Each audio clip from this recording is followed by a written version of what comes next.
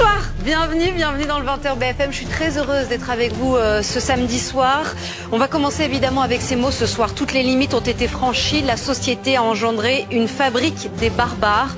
Ce sont les mots du ministre de l'Intérieur qui était à Évian il y a quelques minutes alors qu'un sapeur-pompier volontaire a été percuté aujourd'hui par un automobiliste de 19 ans alors qu'il tentait de faire cesser un rodéo près de sa caserne. Ça s'est passé donc à Évian-les-Bains.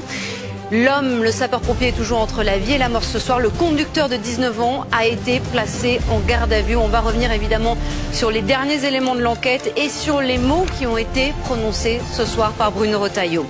Cette question, que va répondre Vladimir Poutine à l'ultimatum des Européens et Américains? Le Kremlin dit réfléchir ce soir alors que depuis Kiev, les alliés occidentaux, représentés par 4 dirigeants, dont Emmanuel Macron, ont exigé un cessez-le-feu de 30 jours à partir de lundi, faute de quoi Moscou s'exposerait à de nouvelles sanctions massives. Et cette fois, ils ont le soutien des Américains. Est-ce qu'on assiste à un tournant ce soir et pour quels résultats?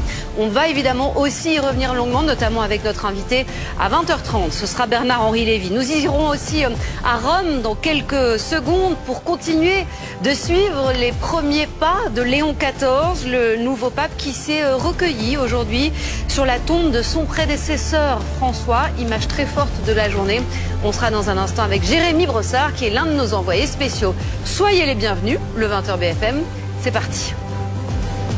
C'est évidemment l'autre grand titre de cette soirée. Que va-t-il se passer ce soir du côté de Moscou?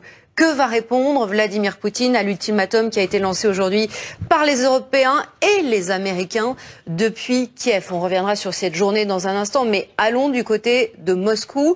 Poutine pourrait s'exprimer dans la soirée. En attendant, c'est le porte-parole du Kremlin qui a réagi. Écoutez-le.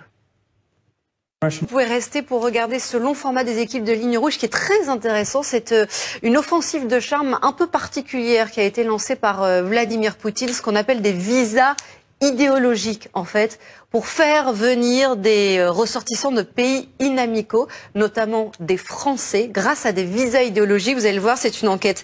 Vous êtes obligés de rester maintenant, de Jérémy Normand avec Clément Granon et on se retrouve évidemment juste après. Merci à tous les quatre, c'est déjà terminé malheureusement.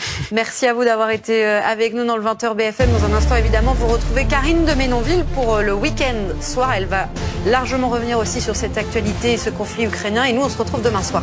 À demain.